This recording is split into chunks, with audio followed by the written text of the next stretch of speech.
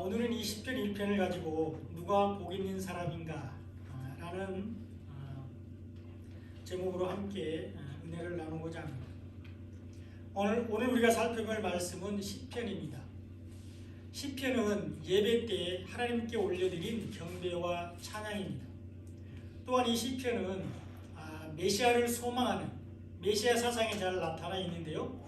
우리의 중보자 되시는 예수님을 구하는 기도가 바로 이 시편입니다. 이 시편은 광범위한 기간에 걸쳐서 많은 사람들에 의해서 기록이 되었습니다. BC 15세기에서 5세기까지 약 1000년 동안에 다윗을 비롯한 많은 사람들이 시편을 기록했습니다. 전체 150편 중에서 저자가 알려진 것은 100편이고요. 유대의 랍비들이 각 낮게 이 시편들을 모세 오경을 기준해서 5권으로 분류했습니다. 오늘 우리가 살펴볼 시편 1편은 시편 2편과 함께 전체 시편의 서론에 해당이 됩니다. 누가 복 있는 사람인가 라는 주제로 6절의 짧은 말씀으로 되어 있지만 시편 전체의 주제인 의인의 길과 악인의 길에 대해서 잘 설명해 주고 있습니다. 오늘 말씀을 통해서 누가 복 있는 사람인지 살펴보고 또 의인의 길과 악인의 길에 대해서 살펴보면서 은혜를 나누고자 합니다. 자, 한 가지 질문을 드리면서 오늘 말씀을 시작할까 하는데요. 여러분, 누가 복 있는 사람입니까? 누가 복을 받은 사람이죠? 어떤 사람을 보면 저 사람은 참 복 받은 사람이야 이런 생각이 드십니까? 다 잘 되는 사람이요? 맞습니다.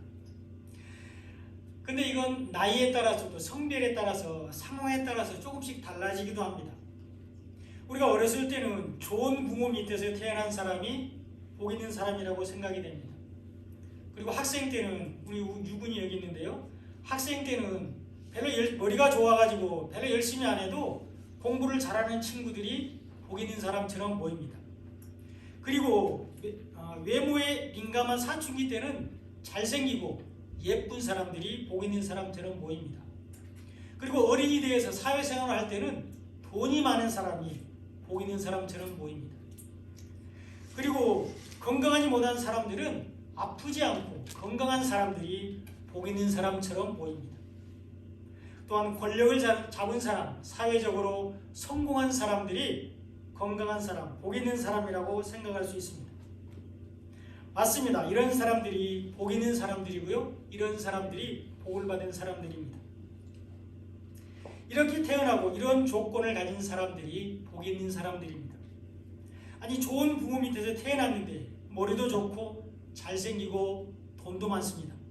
물론 이건 제 얘기는 아닙니다. 웃으라고 말씀드렸는데 아무도 안 웃네요. 좋은 부모 밑에서 태어났는데 머리도 좋고 잘생기고 돈도 많고 또 건강을 타고나서 아프지도 않고 많은 능력이 있어서 출세하고 성공했습니다. 이런 사람들이 복이 있는 사람들입니다. 이런 사람들을 복이 있다고 말합니다. 세상에서는 이런 사람들이 복이 있다고 말하고요. 이런 사람들을 복을 받았다 이렇게 말합니다. 이것이 세상의 가치관으로 보는 복의 개념입니다. 이것이 현실적이고 물질적이고 가시적인 복의 기준입니다. 어쩌면 우리도 이 기준에서 벗어나지 못하고 있는지도 모릅니다. 우리는 할 수 없어 그렇지 이렇게 되기를 바라고 있습니다. 이런 것들이 결코 나쁜 것이 아니기 때문입니다. 그러나 하나님의 복의 기준은 좀 다릅니다. 성경에서 말하는 복의 기준은 세상과는 좀 다릅니다. 하나님의 복의 기준은 철저하게 초자연적입니다. 성경에서 말하는 복의 기준은 영적이고 내면적입니다. 그리고 하나님께서 우리에게 주신 복은 하늘에 속한 신령한 복입니다. 그래서 하나님께서 우리에게 주신 복은 앞에서 살펴본 대로 현실적이고 물질적이고 가시적이지 않습니다. 그러므로 하나님이 주시는 복은 밖으로 잘 드러나지 않습니다. 성경에서 말하는 복은 받은 사람 아니면 다른 사람들은 잘 알지 못할 수가 있습니다. 영적이고 내면적인 복이기 때문입니다. 그러나 하나님이 주시는 복을 받는 사람은 세상에 줄 수 없는 행복을 누리게 됩니다. 성경에서 말하는 복을 받는 사람들은 큰 기쁨과 감격 속에서 살아가게 됩니다. 하나님의 나라가 그의 마음 안에 있기 때문입니다. 하나님의 사랑과 은혜가 그 안에 있기 때문입니다. 그리고 이 복은 결코 빼앗을 자가 없습니다. 하나님이 주시는 복은 구원의 복입니다. 성경에서 말하고 있는 복은 영원히 구원받는 것입니다. 우리가 하나님의 나라에서 영원히 사는 것이 하나님이 우리에게 주시는 복입니다. 우리가 주님이 계시는 천국에서 영원히 사는 것이 성경에서 말하는 복입니다. 그리고 하나님의 나라에 우리의 육체도 부활해서 신령한 몸으로 하나님의 나라에 들어가는 것, 이것이 하나님이 주시는 복입니다. 예수님의 재림의 날에도 우리도 부활해서 주님이 계시는 곳에서 영원히 사는 것이 성경에서 말하고 있는 복입니다.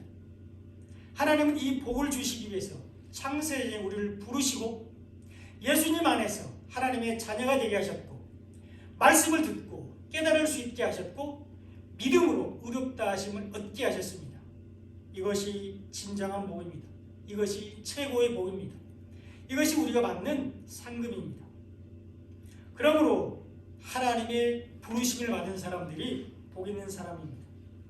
창세기 12장 2절에 보면 내가 너로 큰 민족을 이루고 내게 복을 주어 내 이름을 창대하게 하리니 너는 복이 될지라, 이렇게 기록되어 있습니다.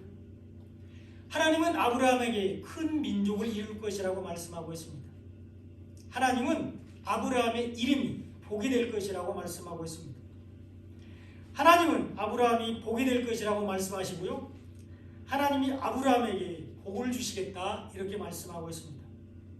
하나님께서 아브라함을 부르셨습니다. 아브라함이 먼저 하나님을 찾아간 것이 아닙니다. 아브라함이 스스로 하나님을 찾아가서 하나님을 선택한 것이 아닙니다. 하나님께서 아브라함을 찾아가시고 부르셨습니다.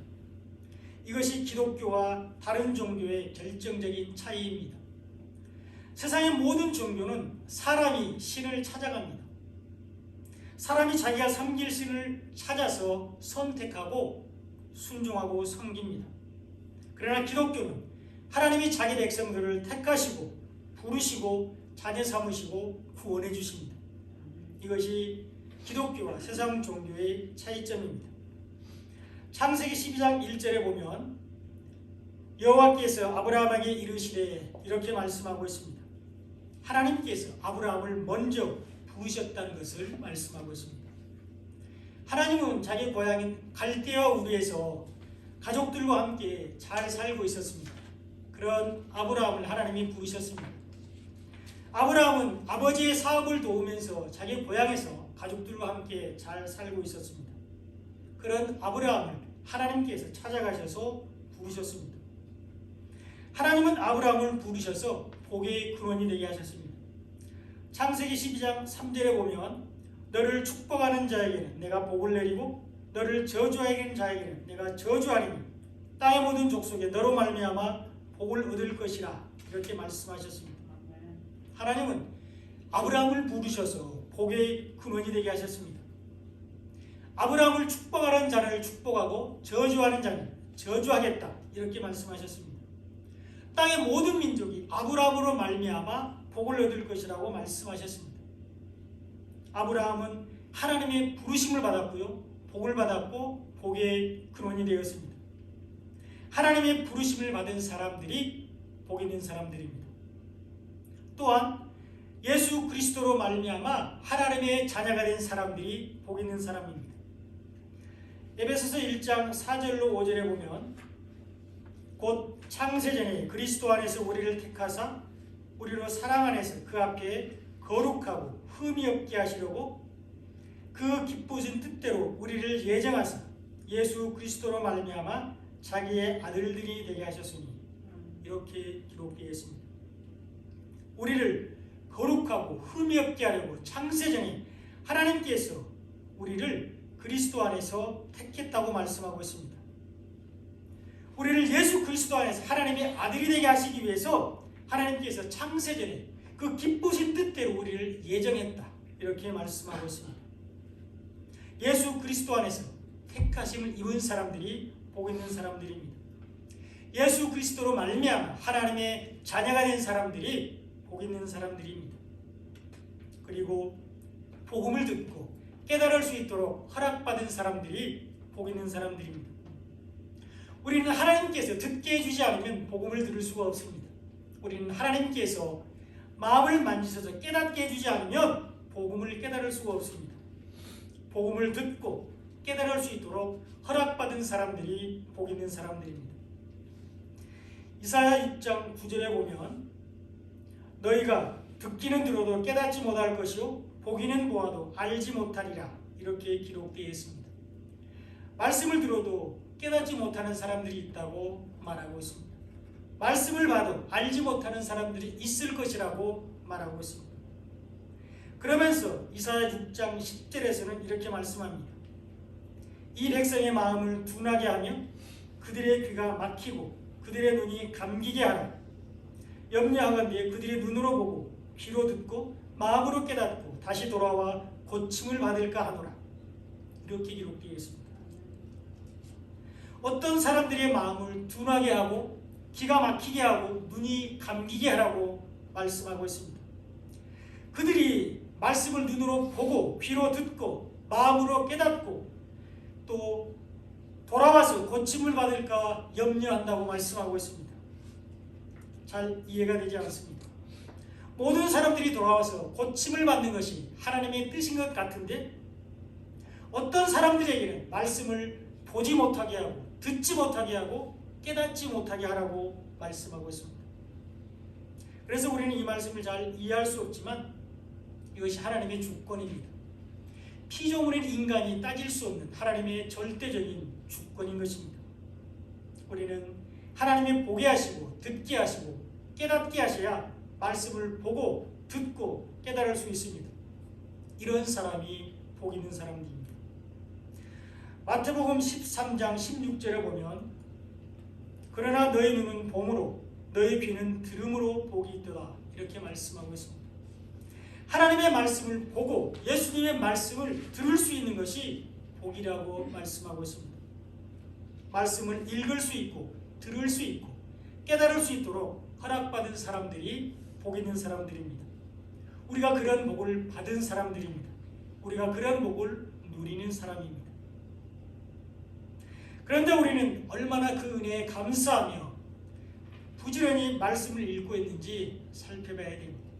우리는 얼마나 그 은혜에 감사하며 말씀 듣기를 사모하고 있는지 자신을 돌아봐야 합니다. 말씀 듣기를 원하고 말씀을 보기를 원하고 또 말씀을 소망해도 허락되지 않는 사람들이 있다는 것입니다. 그런데 우리는 게을러서 그렇지 말씀을 사모하지 않아서 그렇고 귀찮아서 그렇지 마음만 먹으면 얼마든지 말씀을 읽을 수가 있습니다.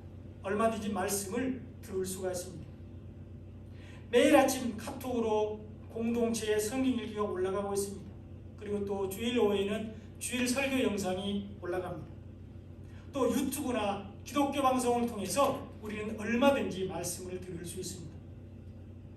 복음을 듣고 깨달을 수 있도록 허락받은 사람들이 복이 있는 사람입니다. 또한 믿음으로 의롭다 하심을 받은 사람들이 복 있는 사람입니다. 로마서 3장 28절에 보면 사람이 의롭다 하심을 얻는 것은 율법의 행위에 있지 않고 믿음으로 되는 줄 우리가 인정하노라 이렇게 기록되어 있습니다. 사람이 의롭다 하심을 얻는 것은 믿음으로 된다고 말하고 있습니다.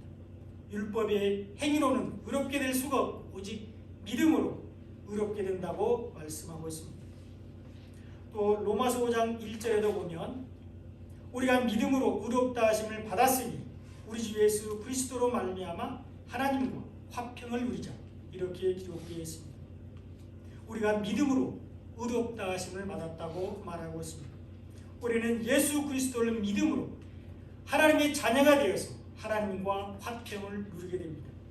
우리가 하나님과 화평을 누릴 수 있는 것은 믿음으로 의롭다 하심을 얻었기 때문입니다. 믿음으로 의롭다 하심을 얻지 못한 악인들, 죄인들은 하나님과 교제할 수 없습니다.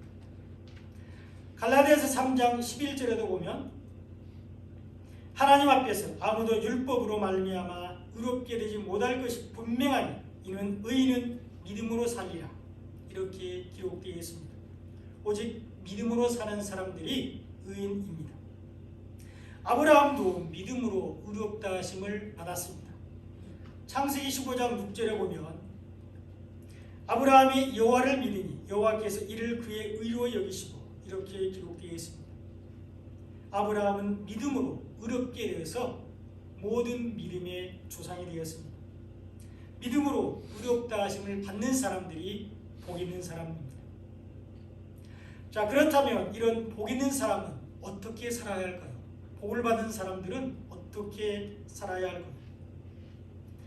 첫째로 복 있는 사람은 말씀을 즐거워하고 순종하며 살아야 합니다. 오늘 본문 2절에 보면 오직 여호와의 율법을 즐거워하며 그의 율법을 주야로 묵상하는도다 이렇게 노래하고 있습니다. 복 있는 사람은 오직 여호와의 율법을 즐거워한다고 고백하고 있습니다. 복 있는 사람은 오직 여호와의 율법을 주야로 묵상한다 이렇게 고백하고 있습니다. 이것이 복 있는 자의 삶이라고 말씀하고 있습니다. 여호와의 율법을 즐거워해야만 복 있는 것이 아니라 하나님께서 복을 주셔서 복 있는 사람이 되게 하셨으므로 그 은혜에 감사해서 여호와의 율법을 즐거워하게 된다는 것입니다.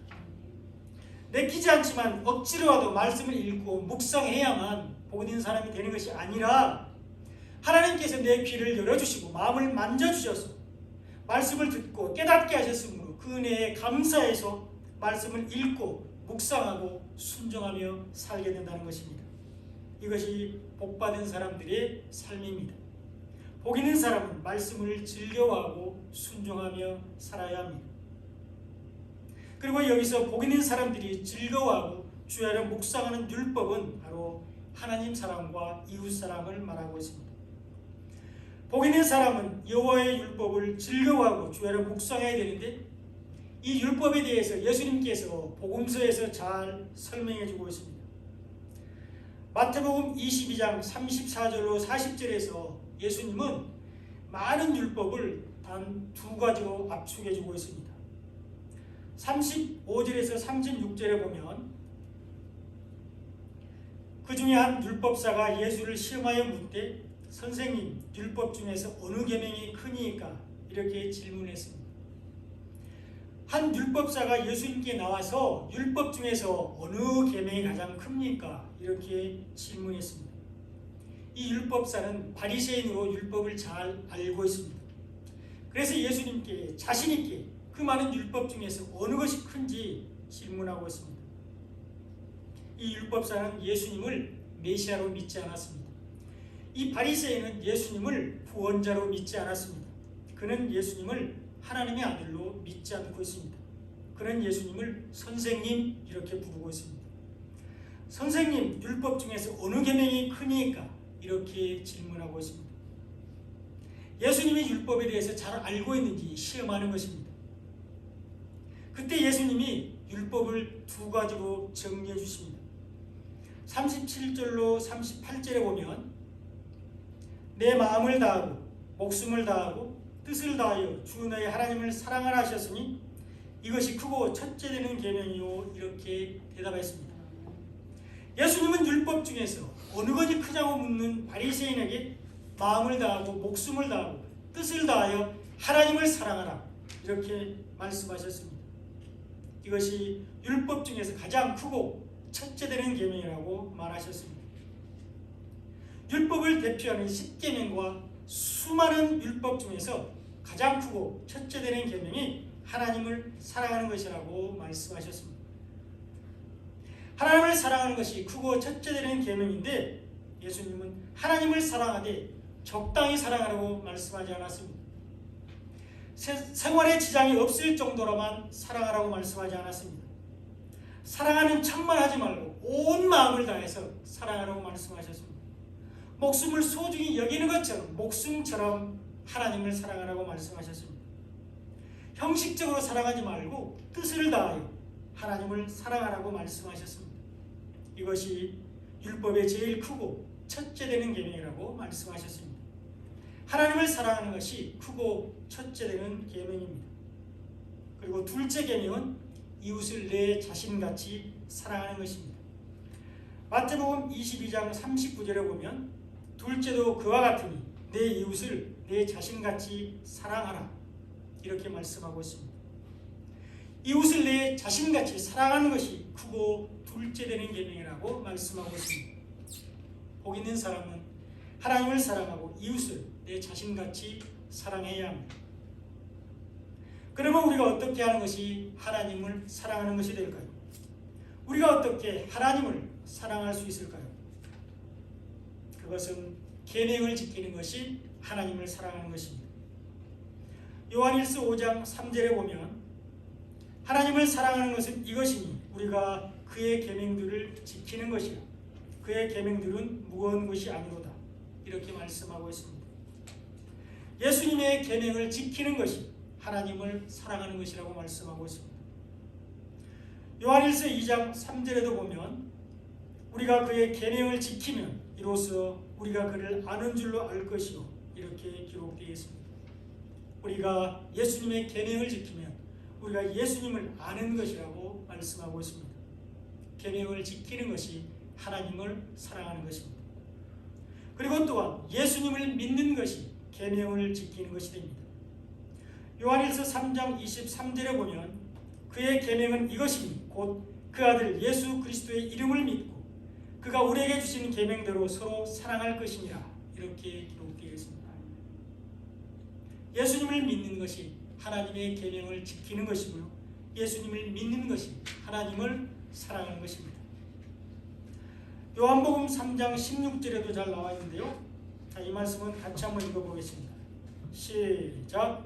하나님이 세상을 이처럼 사랑하사 독생자를 주셨으니 이는 그를 믿는 자마다 멸망하지 않고 영생을 얻게 하려 하시니라. 아멘. 하나님은 우리를 구원하시기 위해서 예수님을 이 땅에 보내셨습니다.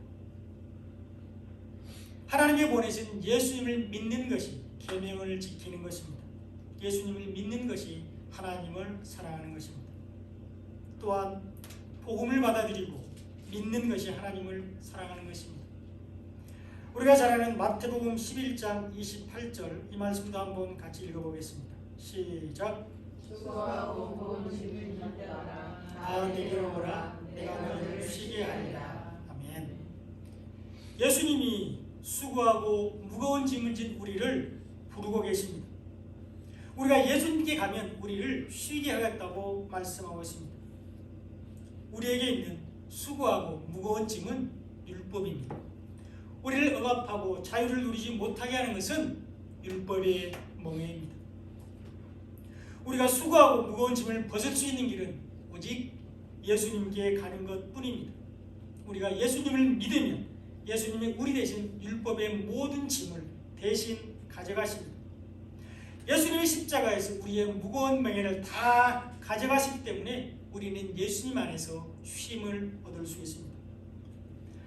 마태복음 11장 29절로 30절에 보면 나는 마음이 온유하고 겸손하니 나의 멍에를 메고 내게 배우라. 그리하면 너희 마음이 쉼을 얻으리니 이는 내 멍에는 쉽고 내 짐은 가벼움이라. 이렇게 말씀하고 있습니다. 우리가 예수님께 가면 우리가 예수님을 믿으면 우리의 마음이 쉼을 얻는다고 말하고 있습니다. 예수님도 우리에게 멍에를 주시지만 그 멍에는 쉽고 가볍다고 말씀하고 있습니다. 예수님이 우리에게 주시는 멍에는 바로 복음입니다. 예수님이 우리에게 주시는 쉽고 가벼운 멍에는 생명의 말씀인 복음을 상징하고 있습니다. 율법은 죄 되기 위해서 무겁습니다. 그리고 힘듭니다. 율법은 죄를 드러내기 위해서 성도들을 엄격히 통제하고 다스립니다. 그래서 이스라엘 백성들은 모세가 율법을 받을 때 무서워하면서 하나님께 나아가기를 두려워했습니다. 우리가 죽을까 두렵다 이렇게 말하고 모세가 대신 하나님께 나아가라고 얘기했습니다. 율법은 무겁고 힘든 명예입니다. 반면에 복음은 예수님이 우리를 구원하시기 위해서 하신 모든 일을 우리가 바라보기만 하면 됩니다. 복음은 예수님께서 우리를 구원하시기 위해서 하신 말씀을 받아들이고 믿기만 하면 됩니다. 우리는 죽은 자를 살리는 능력이 있는 복음을 받아들이고 믿으면 구원을 받습니다. 그러므로 복음은 가볍고 쉽습니다. 이 복음은 받아들이고 믿는 모든 것이 하나님을 사랑하는 것입니다. 이것이 복 있는 사람들이 즐거워하며 주여로 묵상하는 크고 첫째 되는 계명입니다. 이제 이웃사랑에 대해서 살펴보겠습니다.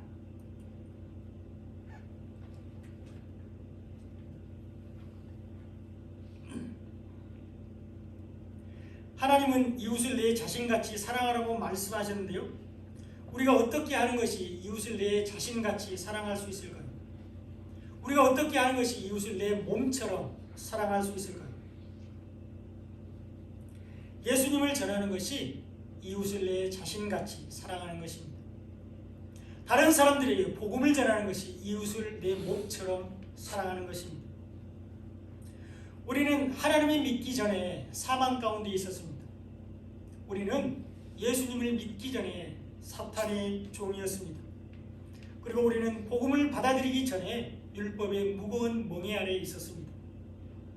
그러나 이제는 하나님으로 말미암아 생명 가운데 있습니다. 예수님으로 말미암아 하나님의 자녀가 되었습니다. 그리고 복음을 받아들이므로 율법의 무거운 멍에를 벗고 자유할 수 있습니다.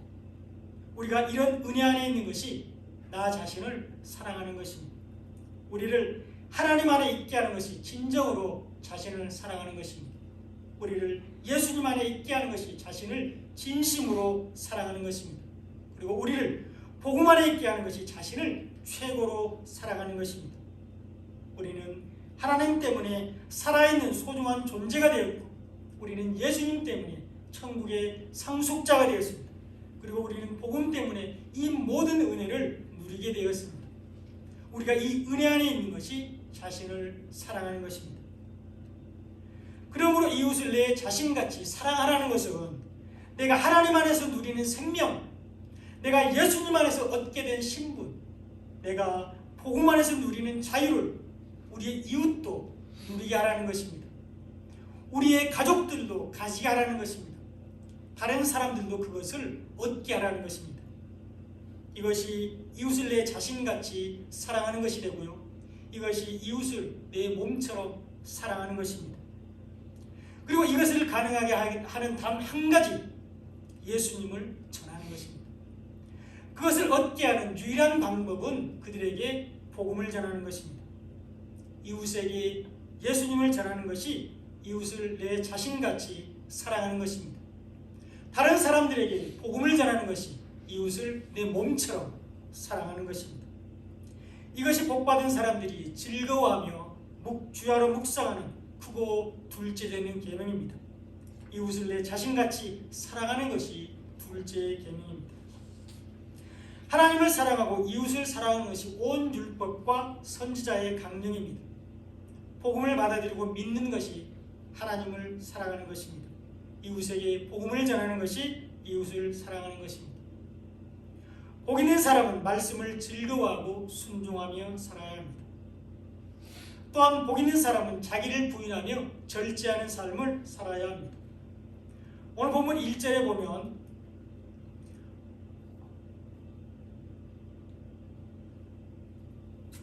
복 있는 사람은 악인들의 꾀를 따르지 아니하며 죄인들의 길에 서지 아니하며 오만한 자들의 자리에 앉지 아니하며 이렇게 기록되어 있습니다. 복 있는 사람들은 악인들의 꾀를 따르지 않습니다. 하나님을 거스르고 대적하는 사람들이 악인들입니다. 그리고 하나님의 말씀을 빼거나 추구하는 사람들이 악인들입니다. 사탄은 하와를 유혹하기 위해서 말씀을 왜곡했습니다. 그리고 우리가 잘 아는 엘리 제사장의 두 아들 홈니와 비냐스는 하나님의 말씀에서 복음을 빼다가 죽임을 당했습니다. 하나님의 말씀을 빼거나 추구하는 사람들이 악인들입니다. 그리고 복음을 받아들이지 않는 사람들이 악인들입니다. 복 있는 사람은 악인들의 꾀를 따르지 말아야 합니다. 또한 복 있는 사람들은 죄인들의 길에 서지 않습니다.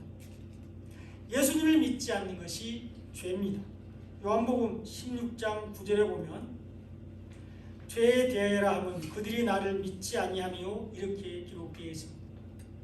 우리는 하나님의 아들인 예수님 안에서 죄사함을 받기 때문입니다. 그러므로 예수님을 믿지 않는 사람들, 복음을 받아들이지 않는 사람들이 바로 죄인입니다. 복 있는 사람은 죄인들의 길에 서지 않습니다. 또한 복 있는 사람들은 오만한 자들의 자리에 앉지 않습니다.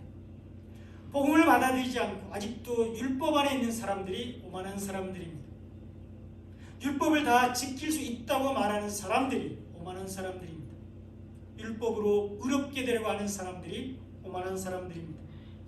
복 있는 사람은 이런 오만한 사람들의 자리에 앉지 않습니다.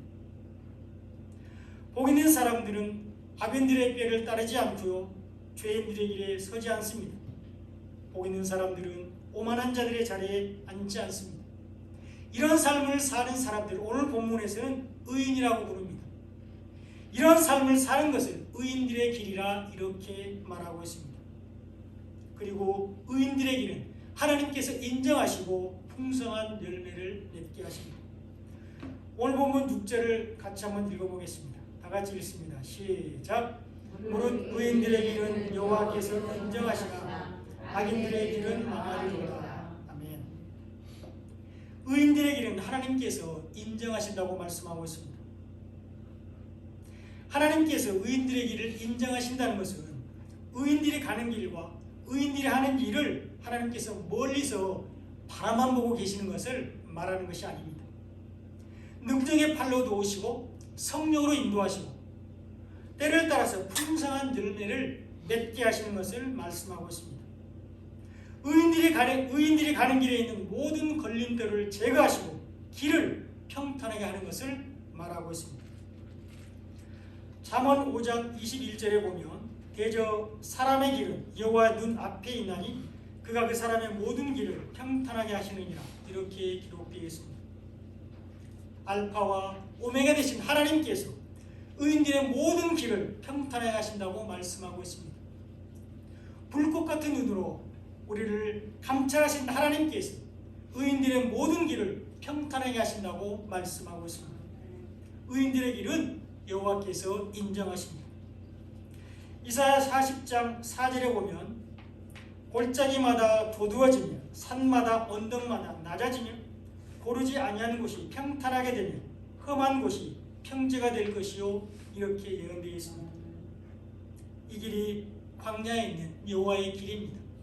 이 길이 사막에 있는 하나님의 대로입니다.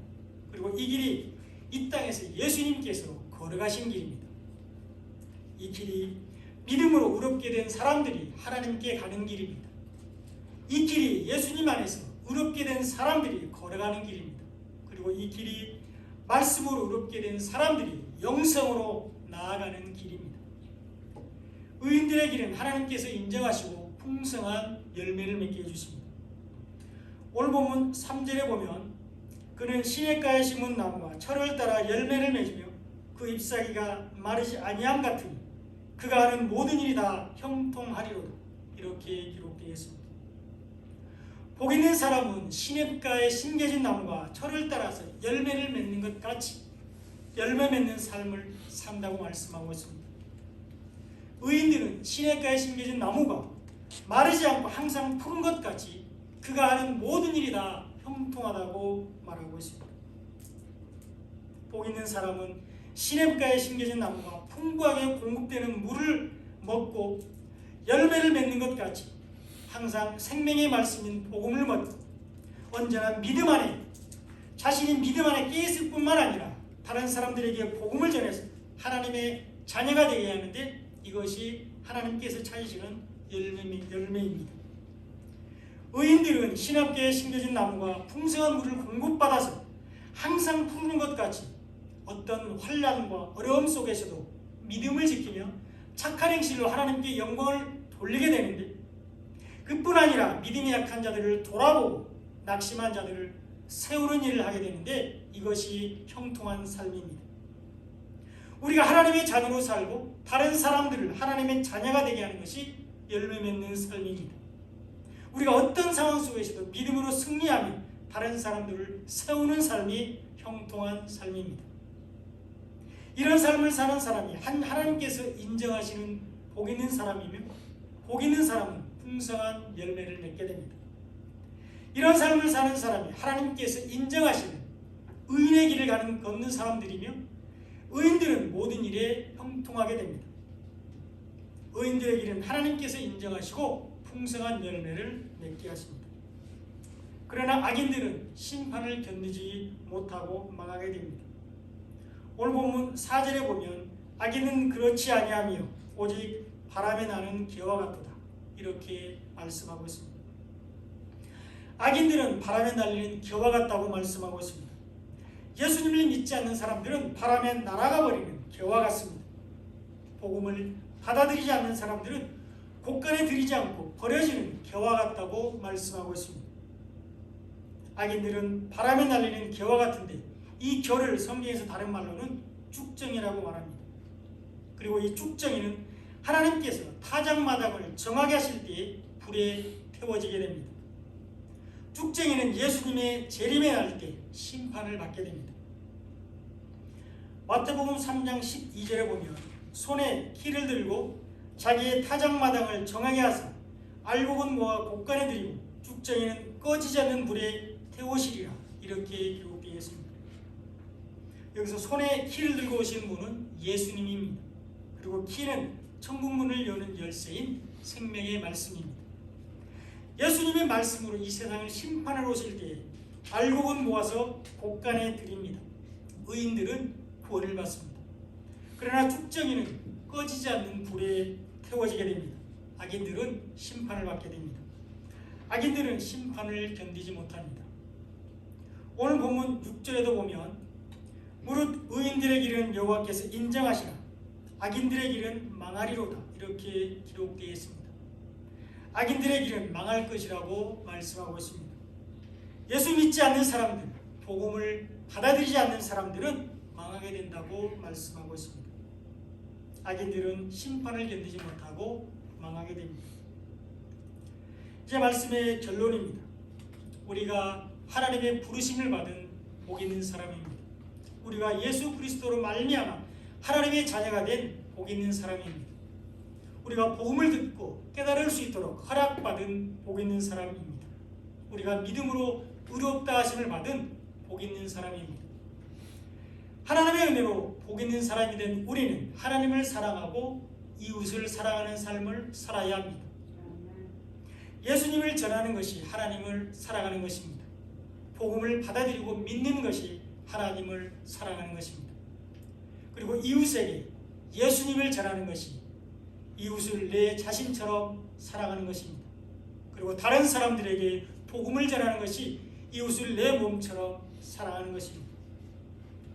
하나님의 은혜로 복 있는 사람이 된 우리는 자기를 부인하며 절제하는 삶을 살아야 합니다. 복 있는 사람들은 악인들의 꾀를 따르지 말아야 합니다. 복 있는 사람들은 죄인의 길에 서지 말아야 합니다. 복 있는 사람들은 오만한 자들의 자리에 앉지 말아야 합니다. 오직 여호와의 말씀을 즐거워하고 듣고 읽고 묵상해야 됩니다. 복 있는 사람들은 자기를 부인하며 절제하는 삶을 살아야 합니다. 그런 삶을 사는 우리를 하나님은 의롭다고 인정해 주시고 풍성한 열매를 맺게 해 주십니다. 우리는 세상 사람들보다 잘난 것 같지 않고 더 똑똑하지 않을 수 있습니다. 우리는 그들보다 더 많이 가지지 못한 것 같고 더 능력이 없어 보일 수도 있습니다. 그래서 세상 사람들은 우리를 어리석다고 말하고 우리가 전하는 복음을 잘 듣지 않습니다. 그러나 성경은 분명히 말합니다. 우리가 의인이고 그들이 악인이고 죄인들이라고 말하고 있습니다. 악인들은 심판을 견디지 못하며 죄인들은 의인들의 모임에 들지 못합니다. 사랑하는 여러분, 우리가 하나님의 부르심을 받은 복 있는 사람입니다. 여러분과 저가 예수 그리스도 안에서 하나님의 자녀가 된 복 있는 사람입니다. 저와 여러분이 복음을 듣고 깨달을 수 있도록 허락받은 복 있는 사람입니다. 우리가 믿음으로 의롭다 하심을 받은 복 있는 사람입니다. 이 은혜에 감사하면서 하나님을 사랑하고 이웃을 사랑하는 삶을 사시기 바랍니다. 이 은혜에 감사하면서 자기를 부인하며 절제하는 삶을 사시기 바랍니다. 이것이 복 있는 자들의 삶입니다. 이것이 열매 맺는 삶이고 이것이 형통한 삶입니다. 이런 삶을 사시기를 예수님의 이름으로 축원드립니다. 기도드리겠습니다.